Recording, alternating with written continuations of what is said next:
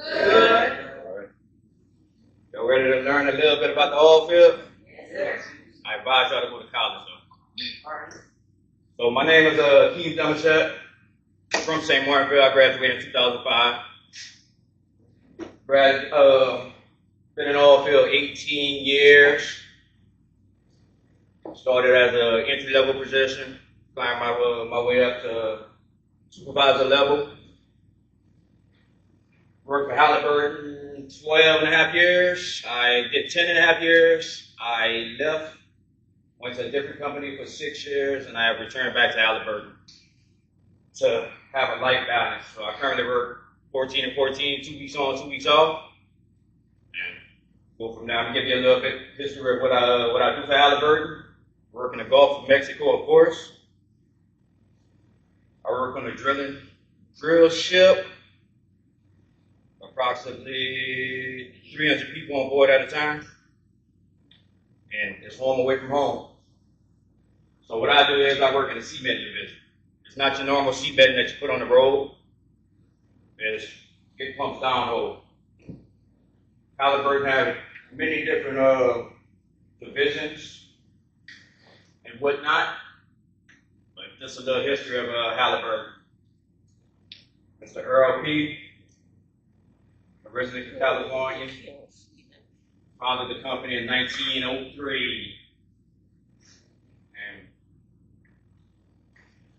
So I started back then, and then they advanced through time. So when I started back in 2007, I started on land, working on the cementing trucks. And that's the gist of a cementing truck. You'd have to actually see it in person to actually understand it a little bit more. But that's my life.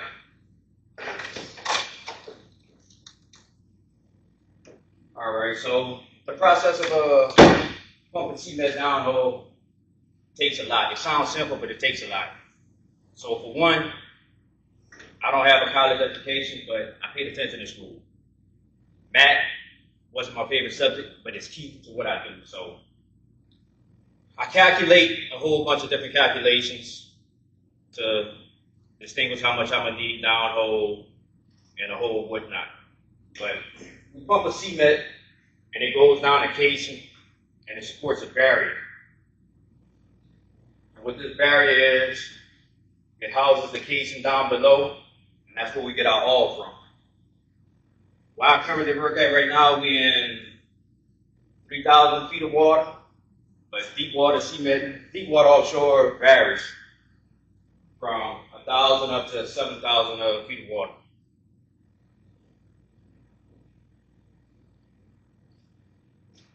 It provides its own isolation to protect freshwater zones from contamination from formation fluids. It holds a hydraulic seal, and it supports, like I said earlier, it supports and protects the casing string.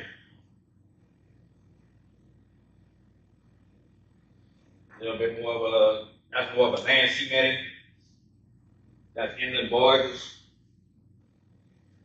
We drive, this is a formation of a traditional cement truck, but in some instances, when it's busy, we have to take these 18-wheelers and drive them on the barge in order to get to the actual rig. And it goes through processes as far as cement-wise. It has to get designed by the customer has to put in their requisition, which gets designed by our engineer. Our engineer dishes it out to us, and we go back in the field for the customer and perform the actual job. This is more of an offshore unit, and this more offshore, a simple offshore rig. That's in shallow water, which is about 200 to 300 feet. Y'all scared of water? Yeah. It's a lot of water. So what I currently do, I work with a drill ship right now, but this is more of a deep water aspect. And like I said, that's all I'm working from home. We work for various in-house companies from the BP to Chevron, Anadarko, which is now Oxy, who I work for. I've been working for Oxy for the last 2.5 years. Shell, Exxon, and a whole bunch. When we first get into the formation, when they first drill a hole, it's like a 36-inch hole, which is a big cement coating. which houses our pitches. And we have to pump a certain type of cement, which is called a foam cementing.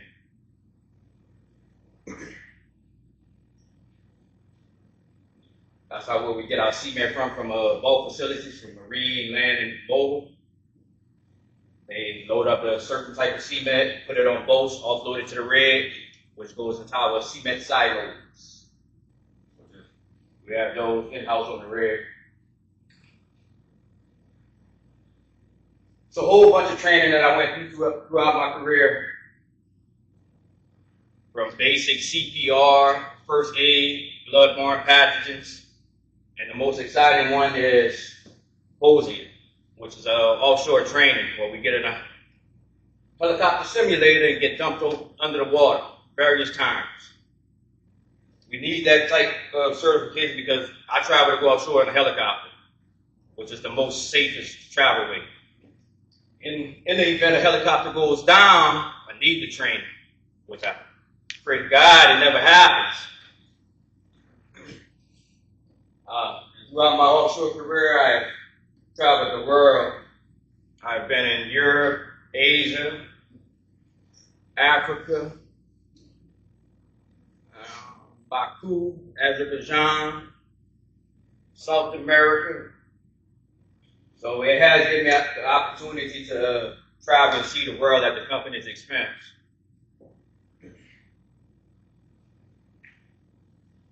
That's a type of cement program that we go through called ISIM, which the engineer runs a simulation of the job before we actually perform it on the actual well site. Various slides of things that they go through.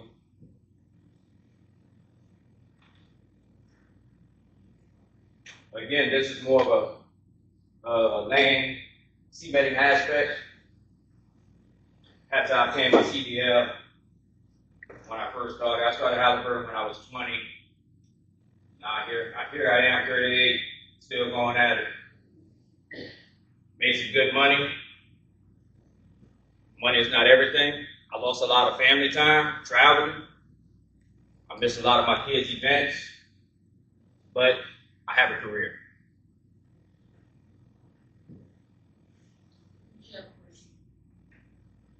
When you were able to go to all those countries, are there any stories that you could tell us, things that you saw? So I never really seen nothing crazy out of the ordinary because it was all coordinated.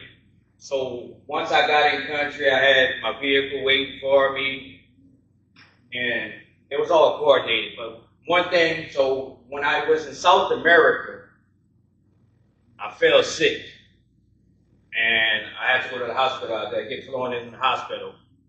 Be thankful for the resources that we have in the U.S. It wasn't the best facility, and I was in ICU, wasn't the best facility. It was more like their hospital designed like a shopping center where you have to leave a 10 shopping center. So I'm thankful for the resources that we have in the U.S.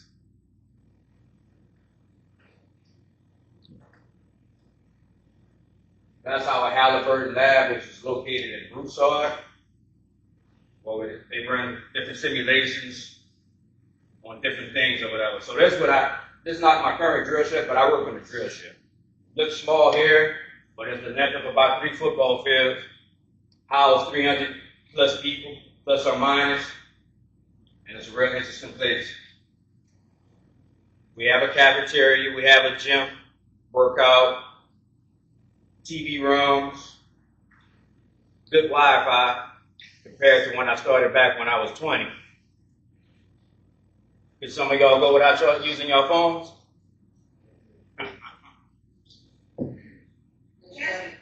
Yep. I always hear that offshore they have great food. Is that true? It depends on where you go. So the smaller rigs have the best food, honestly. The bigger rigs, the food is edible, it's not the worst, but on the bigger rigs, they go more for presentation versus taste. But we do eat good, so they have all the snacks, all the unlimited this and that. So if you don't watch yourself, you'll blow up.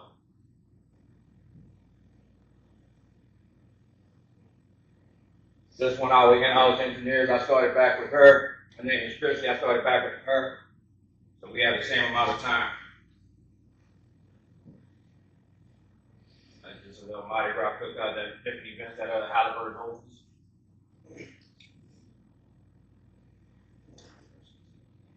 That's just an engineer go back. That gets it on there. The pictures of people rigging up or whatnot. That's Halliburton right there. Yes, ma'am. Not everybody's dressed in red. Is there a strict dress code that y'all have to have safety? Well, once we're on location, on land, yes, you have to go straight with the coveralls. Offshore, we have grays, pants and shirt. It has to be fire retardant though. You have to have a hard hat on over there? Yes, ma'am. Anytime you walk outdoors, you need a hard hat. Hard hat, steel toe boot, safety glasses, and earplugs at a minimum. Any other questions? Do you have to purchase a console? Do you have to purchase some of this Halliburton? Halliburton pays for it. Yep. Interesting. It was fun. I enjoyed myself. I played basketball. I played all 4 years of basketball up here under Coach Mitchell.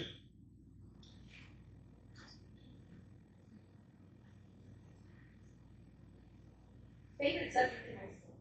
Favorite subject in high school, I'll say English. English, and I don't think they still offer it. At the time, it was business math with Coach Lasani. But they still do? All right. What's up, Mr. Zai? All right. Yes, ma'am. Maybe that you might have heard any injuries that you could share with us? So offshore, like I said, I fell sick, which it was an illness, but I haven't witnessed an injury, but I have heard various stories. You see people with missing fingers, cut off arm limbs. I've seen videos, but I haven't actually witnessed an accident offshore. Now in real life, besides Halliburton on the side, I've been a volunteer fireman for Broussard, and that's a whole other interesting site right there. Can you tell us that? I see all kinds of stuff. Everything. We mostly respond to wrecks. People in Louisiana can't drive, y'all buckle up. But I have seen amputations, decapitations, you name it, I've seen it. It doesn't affect me, so once I'm on the scene, I do what I do. Once I leave the scene, that vision is out of my head.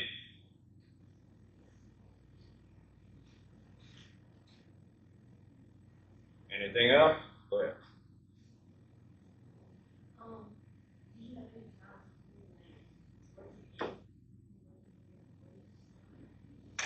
Before working with Halliburton? During high school, I worked at McDonald's in St. Martinville, and I was, at the time, they had the city camp, so in the summer, I'll be a camp counselor. Any stories from McDonald's? I didn't stay long enough to tell.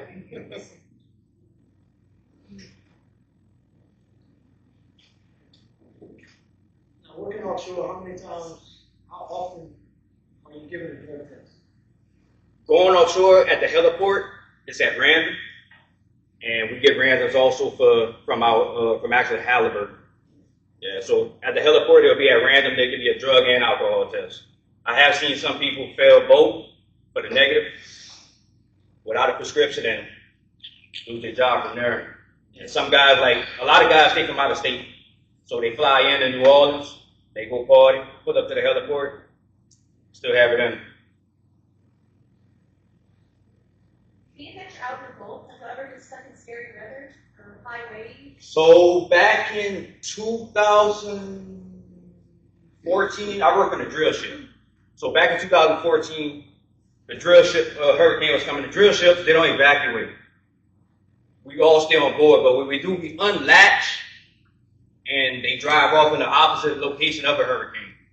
But in this particular instance, we left going in the opposite direction and the hurricane made a whole U-turn. So we went paid up with it. Had 20, 25 foot seas. we were secured and safe, but a lot of people were sick, seasick. And that's another thing. A lot of people take Dramamine or motion sickness because on this big drill ship, you can't really feel it moving. But I have been to smaller rigs where I don't fly offshore to go to the smaller rig, ride boat, and you can feel everything. So I got seasick twice in my career. But take Dramamine.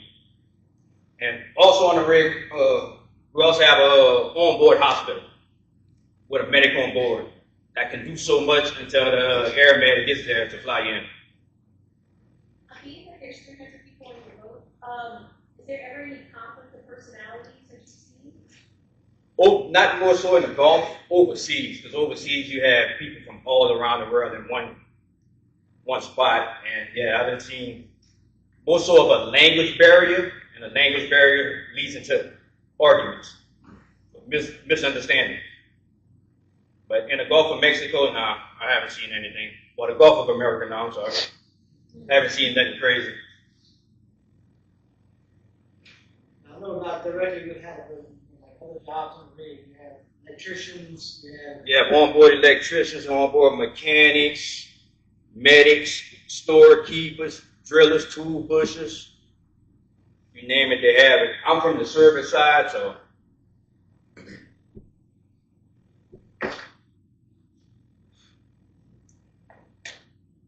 Yes, ma'am. With Halliburton, how long do you have to work before you can retire? Like, do they give you a nice package? It has changed. It was 30 years. They dropped it down to 25. Yeah. I was fortunate when I left Halliburton. I left on good terms. That's all I was doing, and that's all I knew, so I was getting complacent. But I left on good terms. Went elsewhere for 6 years. I came back. But I was fortunate enough for them to give me back my 10 and a half years that I had vested with the company.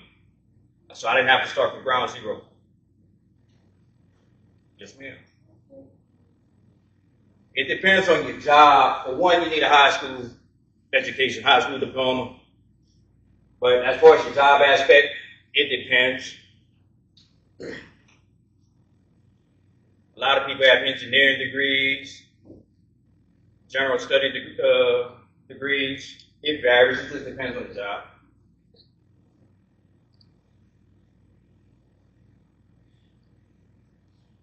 How do you travel for work? Have you ever traveled with your family for vacation? Yeah. Any places you can tell us about? Any states that you Mostly Florida. So I went to Universal Studios, went to Disneyland, Destin, New York.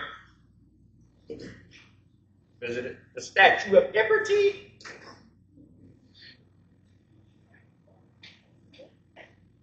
your work schedule is Yeah, so I work 2 weeks on, 2 weeks off. So currently I go back next Thursday, September 4th. And what are your hour shifts like when you're on versus? As far as for my job title, it depends on what type of operation they're in. So then the completion aspect, completing the well, we'll work, me and my co-worker, we'll work day and night shift, 6 a.m. to 6 p.m. and vice versa. So most of the rig personnel, like the people that's tied to the actual drill shift, they work a 12-hour shift as well, but they work like a midnight to noon, noon to midnight shift. And in drilling operations, me and my co-worker, we work like basically a day schedule / on call. So anytime they need us, we both gone. And what I do, we have a 4-man rotation, so it's 2 of us on board at all times. And every week, 1 of us rotate out.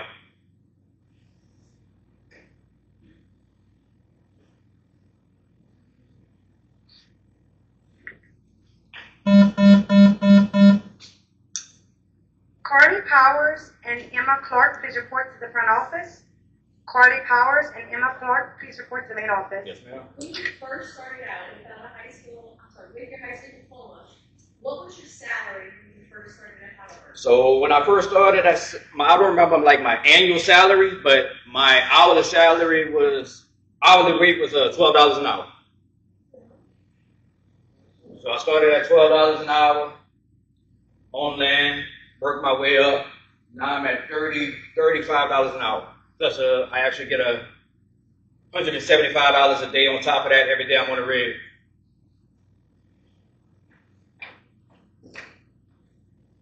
So when you're not on, like you said 6 to 6, if you're not on, are you getting like on call pay too? While I'm on the rig? When you're on the rig. Yeah, so when I'm on the rig, no matter if I work or don't work, I get 13 hours a day, guaranteed. Now, if we work extra, the most we can charge is 19 hours. But if I wake up and sit down in my office all day, I'm getting paid. My day rate and a minimum of 13 hours a day. Yes, ma'am. What kind of hobbies do you have when you 14 days that you're off? So I like to spend time with my kids. I have an 18-year-old and a 9-year-old. Work out, anything outdoors. I love to be outdoors. Like to travel. Haven't traveled in a while, but that's another enjoyment.